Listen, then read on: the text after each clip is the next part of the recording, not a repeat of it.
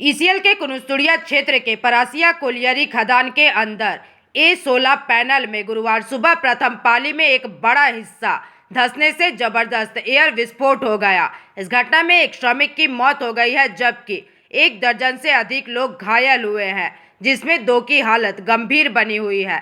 घायलों को एरिया अस्पताल ले जाया गया।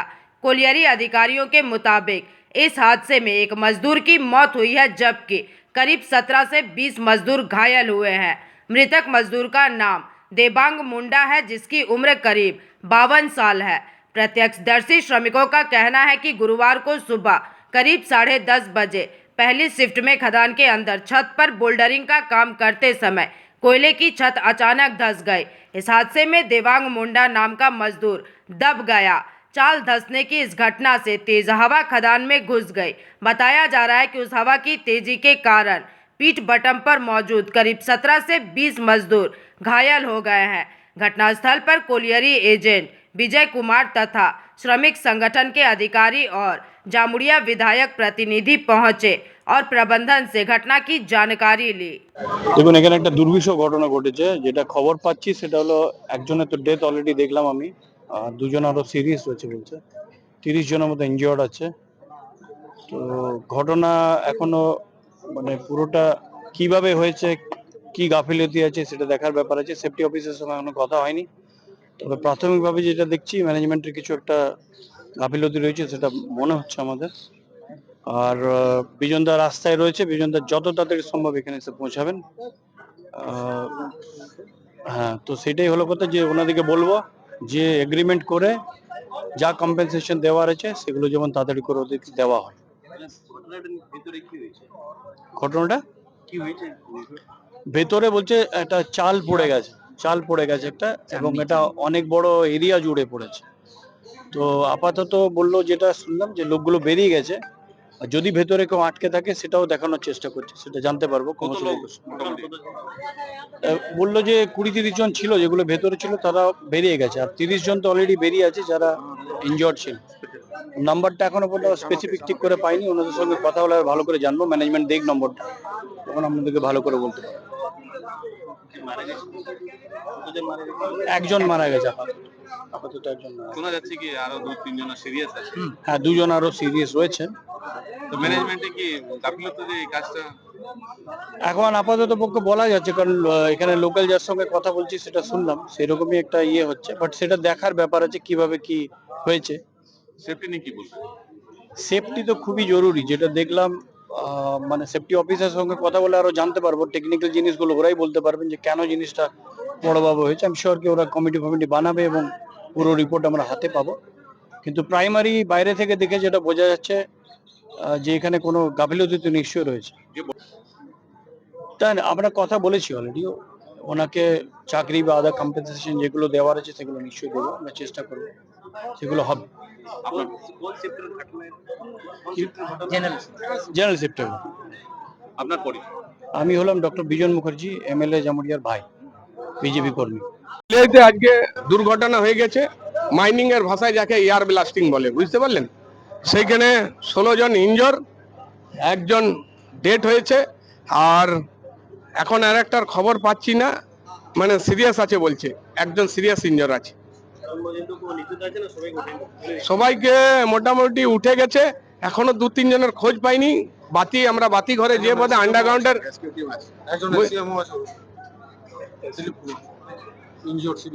আমি কি বললাম 16 জন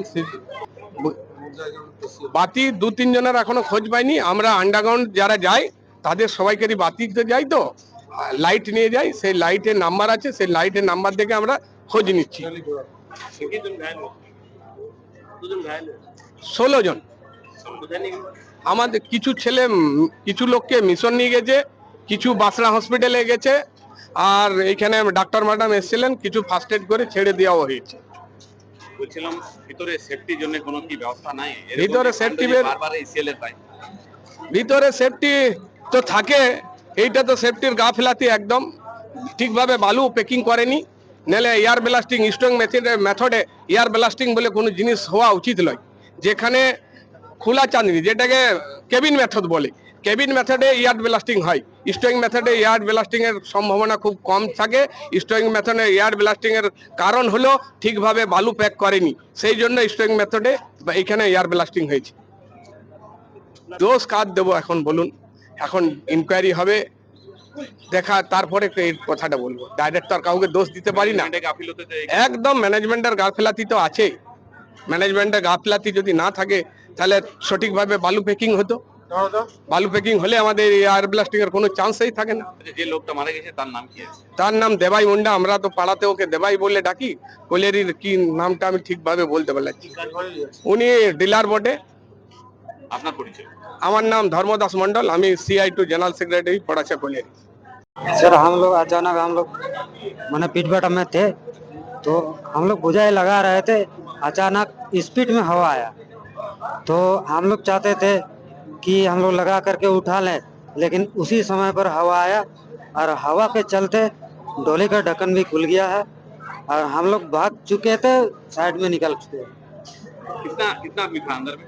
अंदर में हम लोग 17 आदमी रहते हैं। अभी कितना आदमी का घायल हुआ है?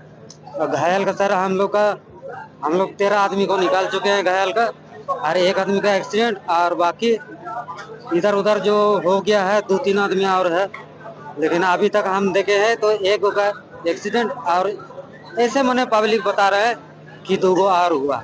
वो लोग नीचे जैसे डेट वो लोग नीचे हैं अभी तक? क्या वो लोग क्या बचे हुए डेड कर गए? नहीं, वो लोग बचे हुए हैं, बचे हुए हैं। वो लोग को निकाल रहे हैं। तो क्या सेफ्टी का कोई व्यवस्था नहीं था अंदर में? सर होगा, लेकिन अब सेफ्टी ऑफिसर से पूछना पड़ेगा।